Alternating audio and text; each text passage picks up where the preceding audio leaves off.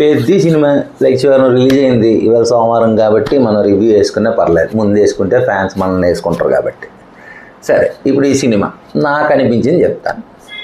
Forest Gump ఇంగ్లీష్లో ఒక cinema, ఇది ఎంతమంది చూసారో నాకు తెలియదు, కానీ హిందీలో మన నాగార్జున కొడుకు నాగ చైతన్యతో కలిసి అమీర్ ఖాన్ ఒక సినిమా చేశారు, లాల్ సింగ్ చద్దా అని. ఇది నేను అభిమానులు ఏదో ఈ సినిమా మీరు అభిమానులు సినిమా చూసి ఉండొచ్చు. అందులో హీరో ఏం చేయాలో తెలియక రకరకాల స్పోర్ట్స్ చేస్తాడు, ఏం చేయాలో తెలియక మిలిటరీలోకి వెళ్ళిపోతాడు, రన్నింగ్కి వెళ్ళిపోతాడు, ఏవేవో చేస్తాడు. సరే, ఆ సినిమా స్టోరీ మనకు అవసరం లేదు, బట్ దాన్ని పట్టుకొని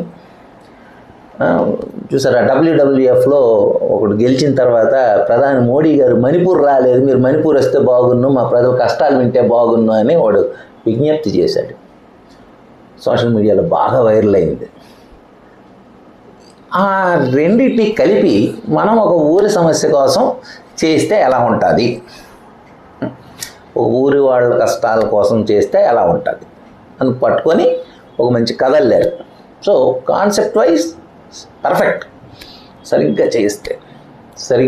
చేస్తే సినిమా నేను ఫస్ట్ హాఫ్ చూసినప్పుడే నాకు అనుమానం వచ్చింది, ఏంటి సినిమా అంత అతుకులు బొంతలా ఉంది అని.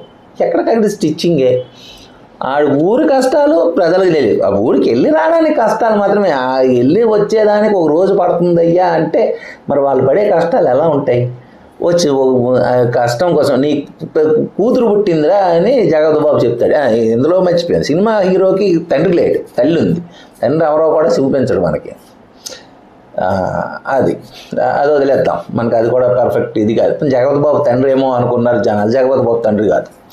సరే, మా ఊరికి కష్టాలు లేవు, మా ఊరికి పేరు లేదు, ఆ మనిషికి ఐడెంటిఫికేషన్స్ లేవు అని.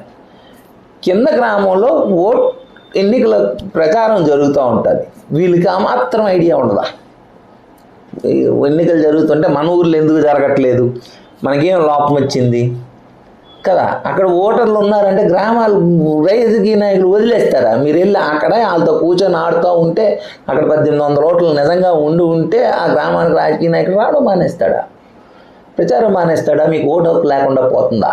నాకు ఎందుకో 96 నాటి కాలం నాటి సినిమా ఇది, 96 నాటి సినిమా ప్రారంభించారు. అదే అంటే ఆయన క్యారెక్టర్ ఎండ్ అయిపోయింది, 96లో ఆయన గెలిచాడు, ఆ 96లో గెలిచి ఆ ఊరికి రైల్వే స్టేషన్ తెచ్చాడు కదా, కాబట్టి ఆ ఊరికి ఒక ట్రాన్స్పోర్ట్ వస్తే చాలు అనుకున్నారు, ఆ ఊరికి గుర్తింపు వస్తే చాలు అనుకోలేదు ఆ మనిషి. ఆ ఊరికి రైలు వస్తే చాలు, ఆగితే చాలు, రైలు వస్తే కదా, ఆల్రెడీ రైల్వే ట్రాక్ ఉంటుంది, ఆ రైలు అయితే చాలు అనుకున్నాడు అంతే.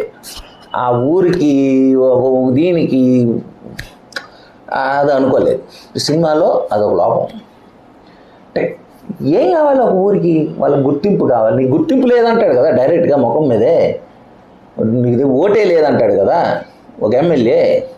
ఒకడు వస్తే నువ్వు 2వ స్థాయి 3వ స్థాయి నాయకుడు గెలిచావు, నువ్వు ఫైనలిస్ట్ కాదు, నువ్వు ఫైనల్ విన్ అయితేనే నీ మాట వింటాం, లేకపోతే విన్ అన్నాడు కాబట్టి పాపం ఫైనలిస్ట్ అయ్యి వినిపించాలనుకున్నావు, అంత అది బాగానే ఉంది.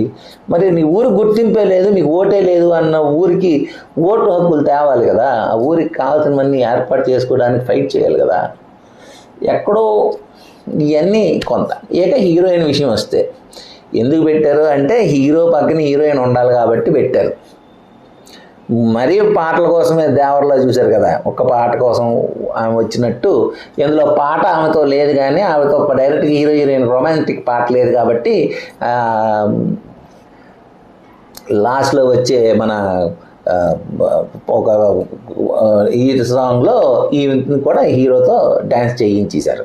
మరి ఎందుకని వాళ్ళిద్దరికీ ఒక పాటలో శృతి హాసన్తో ఒక పాట ఉంటుంది లాస్ట్లో, సో ఈ ఇద్దరితో కలిపి మరి ఒక పాట పెట్టేశారు అంతే. మరి ఎందుకు హీరోయిన్ తెలగ సాంగ్ లేదని. ఆమెకు అంత అవమానం జరిగితే వాడికి సారీ థ్యాంక్స్ చెప్పడానికి, కాపాడేవాడికి థ్యాంక్స్ చెప్పడానికి ఎన్ని రోజులు ఎందుకు పట్టిందో తెలియదు. దానికి అంత దొంగతనంగా ఎందుకు వెళ్ళాలో కూడా అర్థం కాదు. అక్కడ నాకు ఇంత అన్యాయం జరిగినప్పుడు నువ్వు నిలబడ్డావు నా కోసం అని హీరోయిన్ చెప్పలేదా? అయ్యో, మరి ఒక పెద్ద రాజకీయ నాయకుడు కూతురు రాజకీయ ప్రచారాలు కండక్ట్ చేస్తుంది, రాజకీయాలు చేస్తుంది, మా నాన్నకు రాజకీయాలు రావు అనుకొని కదా. ఇవన్నీ పాపం జనానికి బుర్రలో రకరకాల డౌట్లు. సరే లక్ష్మీవారం రిలీజ్ అయింది, సినిమాలు లేక జనాలు అల్లాడిపోతున్నారబ్బా, పిల్లలు ఈ పిల్ల మోకంతా, ఈ ఫ్యాన్స్ మోకంతా, కాబట్టి సినిమా లక్ష్మీవారం నుంచి ఆదివారం దాకా ఆన్లైన్లో తగ్గ బుకింగ్ చేస్తారు కాబట్టి బాగుంది. ఈవేళ నుంచి అంటే ఈవేళ సోమవారం కాబట్టి ఈవేళ నుంచి నేను అనుకోవడం అక్కడితో అయిపోయినట్టే ఇంక సినిమా రన్ను. ఎంత కలెక్ట్ అయిందా అంటే అంత కలెక్ట్ అవుతుంది, మిగతాదంతా ఇంక ఇంతే సంగతులనే నాకైతే అనిపించింది. పైగా ఈ సినిమా కోసం టికెట్ల రేట్లు 100 రూపాయలు పెంచుకోవడానికి పర్మిషను.